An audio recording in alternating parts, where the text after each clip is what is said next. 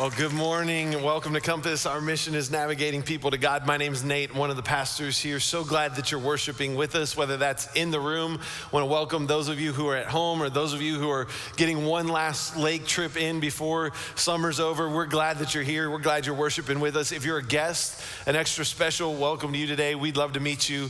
We'd love to connect with you. If you're in the room, make sure you stop by the next steps on your way out. We've got a gift for you. If you're watching at home at any time in the service, you can text the word Connect NFW to 94,000. We're going to send you a gift as well. It's our way of saying we're glad that you're here. Now, before I get into the message, I just want to address my eye here. You should see the other guy, all right? That's all I'm going to say. I mean, all that time playing Mike Tyson's Punch-Out really helped me out. I'm just kidding. I had a little accident, got some stuff in my eye, and it caused a little infection there. So I'm recovering from that. So I appreciate your prayers. Hopefully it gets back to normal here soon, so I don't have to keep answering that question. But that video that you just watched, man, Rooted is a powerful 11-week discipleship initiative that we do here at Compass, and we want you to get plugged into that. If you have not gone through Rooted, we want you to get signed up for Rooted for this fall session. We've already got one group that's full, and we've got multiple facilitators ready to open new groups, and so we're hoping that we have multiple groups going through Rooted this fall session. It is life-changing. As you heard from Rob's story there, that's the kind of stories that we hear over and over again. So we want you to be a part of that. It's a great way to grow in your faith, to grow closer to God and grow in community and find connection here. And so if you're new and you're looking to get connected, it's a perfect next step for you to go through Rooted this fall session. I promise you it'll be so worth it. So I hope you'll get signed up for that. Kicks off next Sunday night at the garage. You don't want to miss it. I hope you're there. Hope you'll sign up for that. It's going to be great. Well, you know, as we begin today, I was thinking about this series that we've been in called Unsung Heroes. And one of the things that comes to my mind when I think about a hero is their willingness to face fear. You know, if you think about it, like someone who's a first responder, they're not worried about the building burning, whether it's going to collapse or not, and they're not thinking about whether it's unstable. They just rush in to save the lives of other people. Or you think about soldiers in battle, like they'll go and they'll pull their fellow soldiers from the battlefield. They're not worried about maybe a stray bullet trying to hit them. They aren't fearing those things when they do them. They just go in facing maybe the fears that others have. In fact, most researchers would suggest that the reason a hero is willing to do what others might fear is simply because they have a higher tolerance for risk. And I'll be honest, like I was reading this and kind of thinking about this, and I was like, you know what, I consider myself a pretty good risk taker. Like I'm a person who isn't afraid to take a whole bunch of risks in life, and I'm not really scared of anything except, I guess I should admit, the one thing that some of you know, which is birds, right? I am afraid of birds, and I'm a little scared of birds. And so, like, if we were to go to the Fort Worth Zoo, I am not going in the bird sanctuary with you. And I'm not gonna walk from one side to the other. And even if you paid me $1 million to do it, I probably wouldn't take the risk, because all it takes is one angry bird dive bombing towards me, and I'm running around like the crazy person in the horror movies, right? That's what I feel like. So when I think about it, I feel like I'm a risk taker, but maybe I say something like that and then I realize maybe I'm not as big of a risk taker as I hope that I would be. But that's what we want to talk about today, is that we need to take risks. And as Christ followers, we are called to take a risk. And that's what we see in every one of these stories that we're looking at, is that unsung heroes are risk takers. And in the story that we want to look at today, there's a guy who literally takes a huge risk. He's definitely an unsung hero, and it's because of the risk that he takes for another person that his risk ends up making a difference that still continues to this day. Now, if you've got a Bible or if you've got a Bible app on your smartphone, you can go ahead and turn with me to Acts chapter 9. Actually, we're going to be in Acts chapter 8 and 9 today. And it's in Acts that we find the story of this unsung hero, but we also find the story of what I would consider maybe the greatest missionary in church history, who nobody would have ever thought would be that. But it's because of the impact of this unsung hero in this guy's life that millions of people have been led to Christ. Actually, as we'll see in the story, God's about to use two of the most unlikely of people to move forward his mission. But that's what we've been talking about through this series, right? Is that God calls ordinary people to do extraordinary things. God calls ordinary people like you and me to step out of what is comfortable and take huge risks for him. So let me introduce you to this first guy in the story that we want to look at today. His name is Saul. Now, if you grew up in the church, you probably heard the story of Saul and his conversion to Paul, which we're going to get to today. If you didn't grow up in the church, you might be like, who is this guy Saul? Like, tell me a little bit more about him. So I'll give you a little bit of a backstory.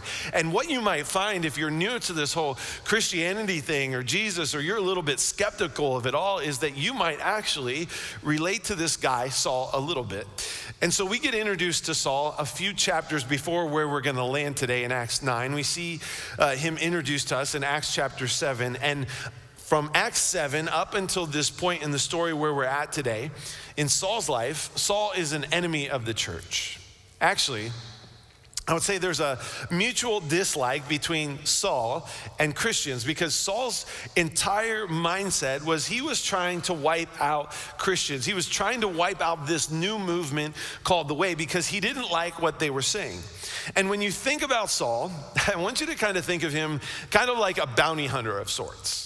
Because everywhere Saul went, he was trying to just literally knock out anybody who called themselves a Christian, who associated with Jesus. And so he was having people arrested, and even worse, he would even have them killed. And the reason was he was trying to preserve these Jewish traditions. And so that meant it for Saul that he was willing to do whatever was necessary to make sure that that happened. Saul was passionate about his work. And as this new movement begins, these early church leaders, they begin spreading this good news that God's kingdom is for everyone, which ticks off the Jewish leaders of that day and these Jewish rationalists like our guy Saul. And so he's looking to squash this movement before it can really get off the ground. In fact, in Acts chapter 8, one of the early leaders of this movement is this guy named Stephen. And he's one of the keynote speakers at this event where there's a whole bunch of people around. And basically what Stephen does is he looks at the crowd of people and he sees the Jewish leaders there. And he says, you all are the reason that the Messiah is dead. He says, you're the ones who killed Jesus. Now, if you're one of the religious leaders of that day and you hear yourself being called out by Stephen, what are you going to do? You're probably going to get pretty upset, right? Well, these guys get really upset. They end up seizing Stephen and they have him stoned to death. And right in the middle of this whole thing is this guy named Saul. And we read this in Acts chapter 8, starting in verse 1. It says this, and Saul was there giving approval to his death. On that day, a great persecution broke out against the church in Jerusalem, and all except the apostles were scattered throughout Judea and Samaria. Godly men buried Stephen and mourned deeply for him, but Saul began to destroy the church, going from house to house. He dragged off both men and women, and he put them in prison. Now notice what it says there. It says, Saul began to destroy the church. I don't know about you, but when I read that, I think to myself, this doesn't sound much like a hero story, does it? Actually, Saul seems more like the villain of the story in this moment. But there's something that I think that we can learn from Saul's story today that maybe I want some of you to hear, is that maybe you've been told by someone who called themselves a Christian that God couldn't love you or God couldn't accept you because of the things that you've done in your past, but that's so far from the truth. Because what I want you to hear today, and what I love about God is this, is that God does not write off people as quickly as we do.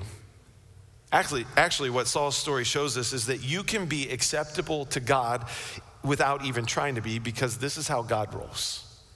And at this point in Saul's life, the last thing that he's trying to do is be acceptable to God, acceptable to Christ. And what this story illustrates is this critical truth about salvation. And I know someone maybe here today needs to hear that. Someone at home, you need to hear this today. But here's what I want you to get. From start to finish, it is God who saves.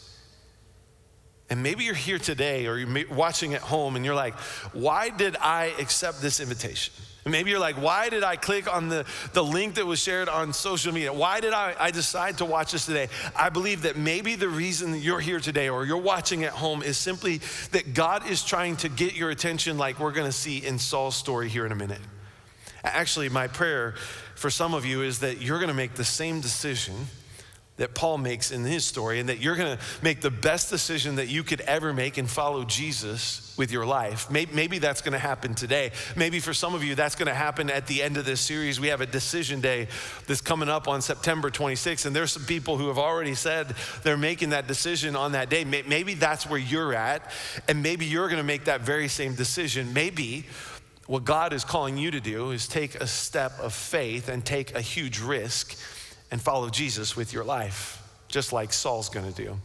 Well, if you're following along in your Bible, let's look at what it says starting in verse 1 and following. It says this: "Meanwhile, Saul was uttering threats with every breath, and he was eager to kill the Lord's followers. So he went to the high priest. He requested letters addressed to the synagogues in Damascus, asking for their cooperation in the arrest of any followers of the way that he found there. He wanted to bring them, both men and women, back to Jerusalem in chains." So what we see Saul doing here is he's still being Saul at this point, but check out what happens next. It says, "As he was approaching Damascus on his mission, a light from heaven suddenly shone down around him. He fell to the ground and he heard a voice saying to him, 'Saul, Saul, why are you persecuting me?' 'Well, who are you, Lord?' asked Saul. And the voice replied, 'I am Jesus, the one you're persecuting. Now get up and go into the city, and you will be told what you must do.' The men with Saul stood speechless, for they heard the sound of someone's voice, but they saw no one. And Saul picked himself up off the ground, but when he opened his eyes, he was blind. So the companions led him by hand to Damascus. He remained there blind for 3 days. He did not eat or drink. So Saul, on his way to Damascus, he encounters Jesus. And as he encounters Jesus, Jesus is like, 'Hey, Saul, what's up, bro? Like, why are you hating on me and my boys? Like, literally, why are you doing this to my followers?' And then we read that Saul gets up. And when he gets up, everybody notices that his tunic is wet because he messed himself. All right, I added that for a little enunciation there just to give you an idea. Like, Saul was scared in this moment. Can you imagine this, right? There's this voice that's calling out your name. You don't know where it's coming from. You get knocked down to the ground, and when you get back up, you can't see anything. And so you've got to walk around for 3 days. And that's when we get to the other important character in this story, who I would say is our unsung hero today. Now, for those of us who are Christ followers, I think there's a lot that we can learn from this guy. Actually, we could probably relate to this guy in some ways. So let's pick back up in the story. Verse 10, it says this: "Now there was a believer in Damascus named Ananias. The Lord spoke to him in a vision, calling, 'Ananias.' 'Yes, Lord,' he replied. And the Lord said, 'Go over to Straight Street to the house of Judas. And when you get there, ask for a man from Tarshish named Saul. He is praying to me right now. I have shown him a vision of a man named Ananias coming in, laying hands on him so that he can see again.'" And so here's where we get introduced to the other character in the story, our unsung hero, this guy Ananias. And right out of the gate, we find out a lot about Ananias in this moment. You can tell that he is a believer who's clearly had a relationship with Jesus, because his response is so much different than Saul's. When Jesus calls, do you notice what he says there? He simply responds by saying, "Yes, Lord." And he isn't surprised in this moment. Now, to me, when I read this, I think to myself, well, it's clear that they've had a conversation before. Because notice the other thing that Ananias does in this moment. This is really important. This is a big deal. What Ananias does in this moment is he says yes before he even knows what God is calling him to do. I mean, that should tell you about the relationship that Ananias and Jesus had. Now, as I was studying this and I read that, I thought to myself, man, what would happen if that's the way we responded when God called? Like when God called us to do something, what if rather than giving questions or doubting or maybe wondering if we should do it, we just simply said yes to what God is calling us to do? And that's what we see Ananias do. And so after Ananias says yes, then Jesus is like, hey, here's what I need you to do.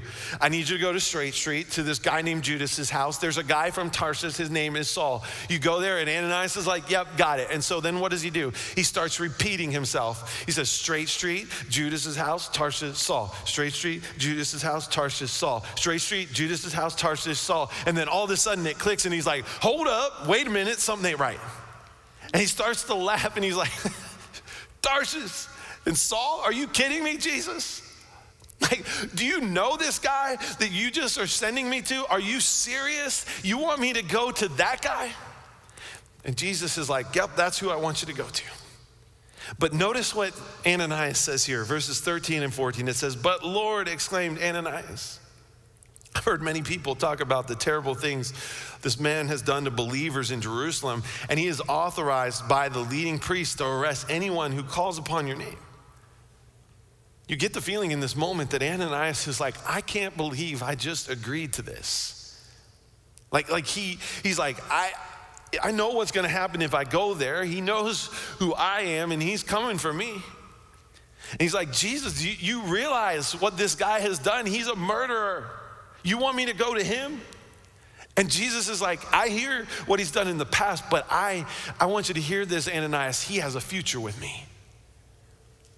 Because notice what Jesus says next, verses 15 and 16. It says, but the Lord said, go, for Saul is my chosen instrument to take my message to the Gentiles and to the kings, as well as the people of Israel. And I will show him how much he must suffer for my name's sake.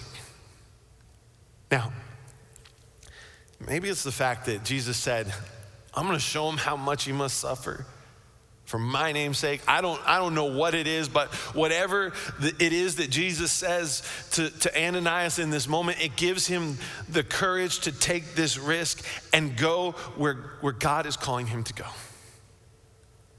And look, like Ananias, maybe God's calling you to take a risk, to do something that honestly scares you.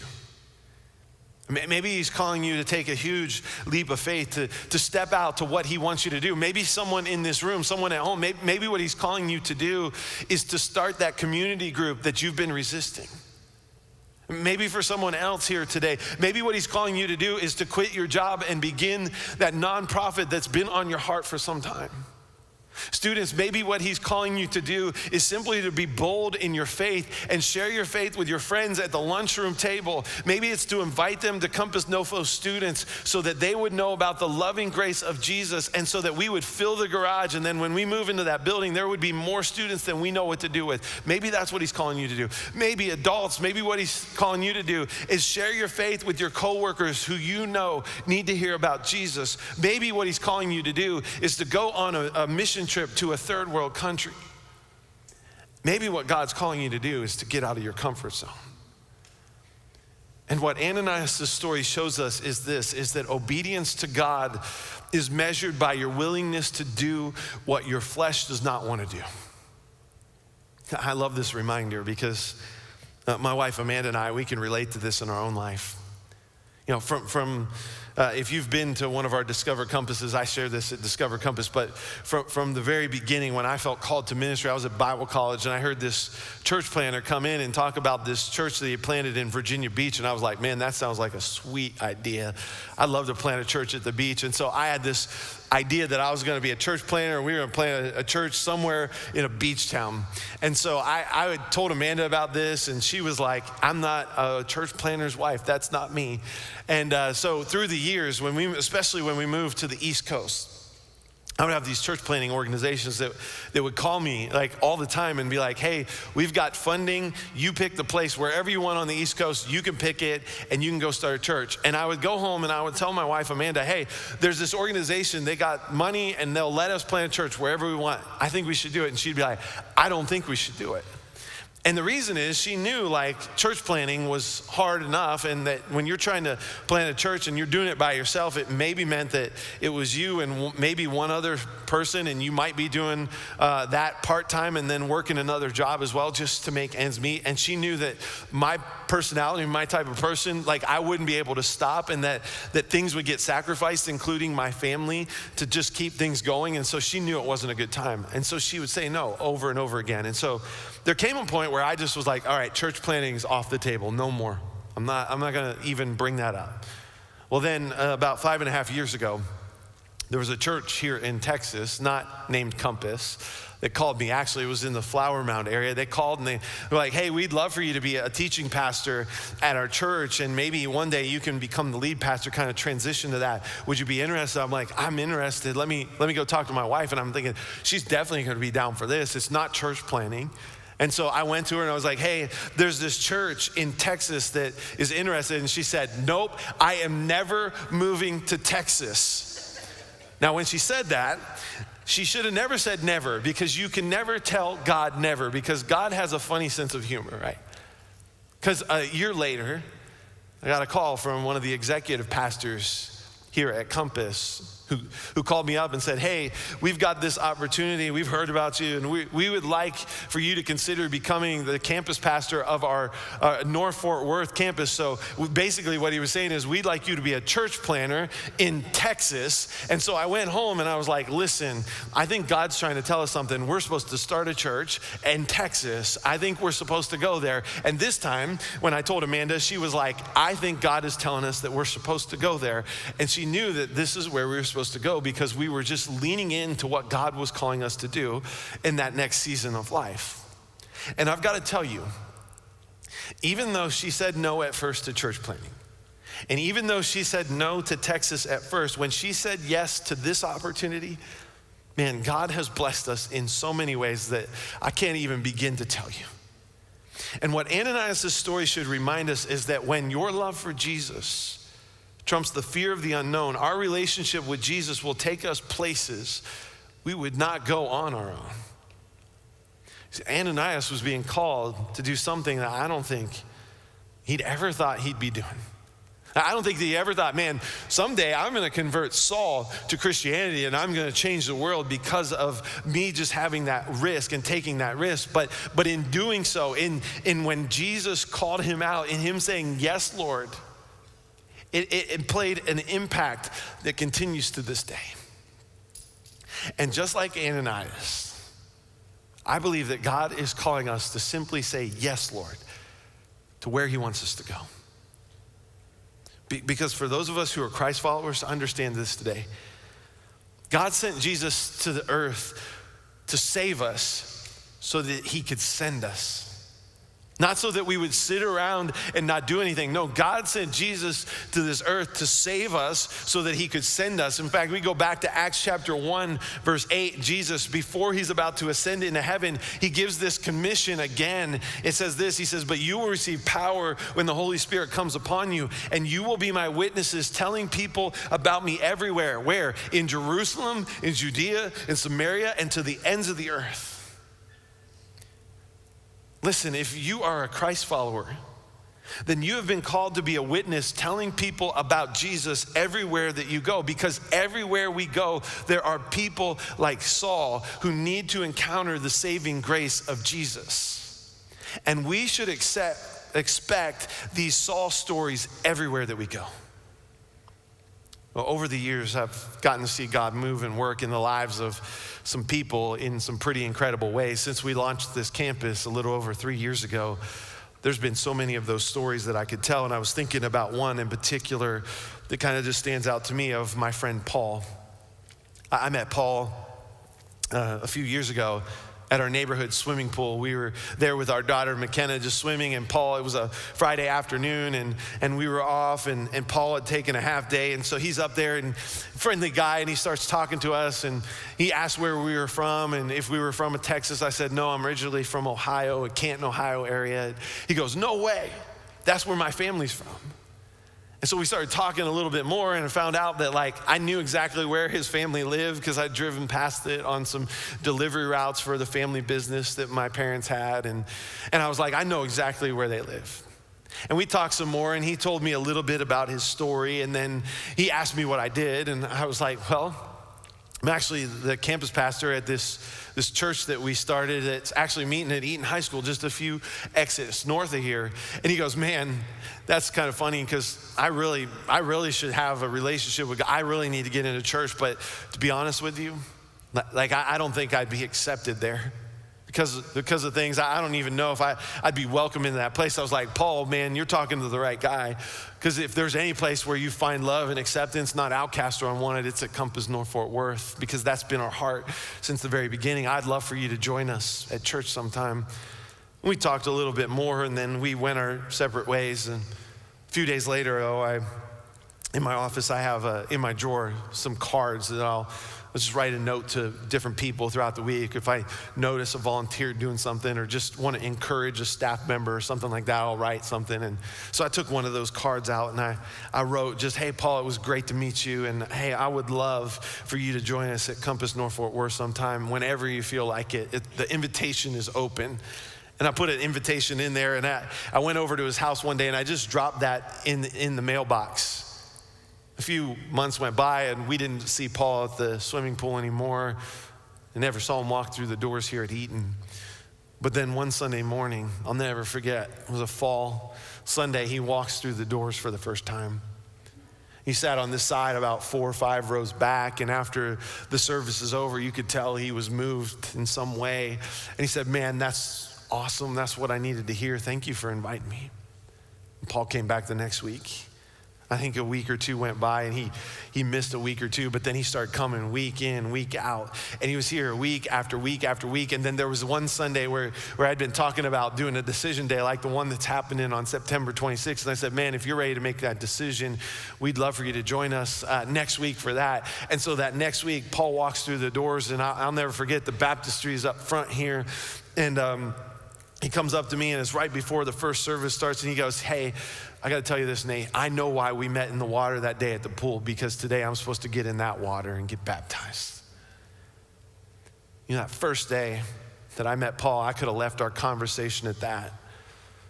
But as I heard Paul tell his story and talk about his life, I knew what he needed was what only Jesus could give to him. And I believe that Jesus puts people in our life like he put Paul in my life to see if I believe this very thing or not. And that's what we see happening in Ananias' story on this day that he encounters Saul, is Jesus forced him to decide, do you really believe that the gospel can change someone, that you can take the gospel to someone and it can change their life, that it can in fact change anyone? You see, our job is just to point people to Jesus. Our job is to simply get them to Jesus. Like the 4 friends in the story we talked about a few weeks ago, we're just called to bring them to Jesus. We leave the rest up to Jesus though. We're not called to change that person. I love what Andy Stanley says. He says, we can't make people fall in love with Jesus, but we can set up the first date. We just set up the first date and we let Jesus do the rest. And listen, it's not too hard for Jesus to redirect someone to his glory. Actually, listen to these words. 2 Corinthians chapter 5, verse 17, it says this. This means that anyone who belongs to Christ has become a new person. The old life is gone. A new life has begun. You want to know who wrote those words? It was this guy named Saul who turned Paul when he encountered Ananias and Jesus on the road to Damascus. Paul's writing this from his own experience. He's saying, I've experienced this in my own life firsthand. I was on this downward path. I wanted nothing to do with God. I wanted nothing to do with this guy, Jesus. In fact, I was trying to destroy this movement before it could begin. But God got a hold of my life, and God gave me this new life, and that new life is available to you as well. Now, what did it take for Saul's life to be completely flipped upside down? What it took was an unsung hero in a guy named Ananias who was willing to take a risk and simply say 2 words, yes, Lord. It took Ananias overcoming his fears that he had of maybe what was gonna happen when he went to Saul to do what God was calling him to do. And because he took that step of faith, because he took that risk, millions of people have been impacted even to this day. You know, when you came in today, you received one of these blank dominoes, and maybe you're like, what in the world did I get this for? I know some of you are like, what are you up to, right? Well, this I want you to think of as kind of like a Saul in your life. You know, when my my sisters and I, we were kids, my grandparents, they had dominoes at their house, and what we would do is we'd start to set these dominoes up, and we'd do a little pattern, and we'd start setting these up, and then after we'd set a few of them up, one of us would go back to the beginning, and we'd knock one of those dominoes down. And the reason I gave you this domino today is because I believe that there's someone in your life that's maybe like Saul, who maybe if you were just willing to share your story with, who you were just willing to make an invitation to join you here at Compass North Fort Worth, that it could change their life and literally dominoes would start to fall. That's my hope, is what we would do is that we would hold on to this, and maybe what we would do is, as you'll see, there's some buckets in the aisles there. If you're sitting by one of those buckets, I want to invite you to just go ahead and take one of those markers out right now and begin to pass those buckets around, and just grab a marker. And here's what I want you to do. If you're a Christ follower, I want you to write the name of a person you know who doesn't know Jesus. I want you to put their name on this domino. And may this domino serve as a reminder that you have an opportunity to change someone's life by simply taking a risk and sharing the gospel with them, inviting them to Compass North Fort Worth, telling them about Jesus. Or maybe the person's name that you need to write down on this domino is your very own name. That maybe today what you've heard is that God, He accepts, He loves, He forgives. It don't matter what you've done in your past, that God can forgive you of those things. And maybe today's the day where you say, you know what? I need that in my life. I need God in my life. And maybe today you write your name down and you begin taking those steps to follow Jesus with your life. And that maybe on the 26th you bring this domino back and say, you know what? I'm ready to let the dominoes fall in my life. I want to get baptized. And you do what my friend Paul did a few years ago. I don't know who it is in your life needs to hear about Jesus, but I'm sure there's someone you can think of right now that you can write a name down. Once you write that name down, here's what I want you to do with this domino. Just put it somewhere that you see it this week, and just pray for that person. Pray for the boldness and the courage to share your faith with the person you know needs to hear about it. Because imagine what might happen if we took this seriously and we took that step of faith and we just said, yes, Lord, to what I believe He's calling all of us to as Christ followers, is to be witnesses wherever we go. Imagine what might happen. Imagine the lives that will be changed. Imagine that our baptistry will be used every single day at our new building because we weren't afraid to tell other people about Jesus. Imagine the impact that we could have with this one invitation. Now think about this for a minute. The reason you and I are here, the reason I'm standing here and I'm talking about this today, is because this guy named Saul, after encountering Jesus, he'd have his name changed to Paul, and he would start to take this message, not just to the Jews, but throughout Jerusalem, into Judea and Samaria and other parts of the earth. And the reason that you and I are here today is maybe because of the impact that Saul made. Like your ancestors somewhere along the line, or someone that told you about Jesus. Maybe the reason you're here is because of a parent who took you to church every week. Maybe it was their parents that took them to church. Maybe your grandparents were invited to church by a friend. And that friend, maybe there was a pastor in their life who told them about Jesus. But I think we can take it all the way back to a guy named Paul, who wasn't afraid to boldly share his faith wherever he went.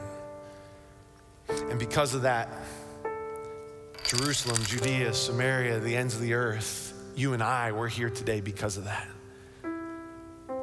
The domino effect is still playing out to this day.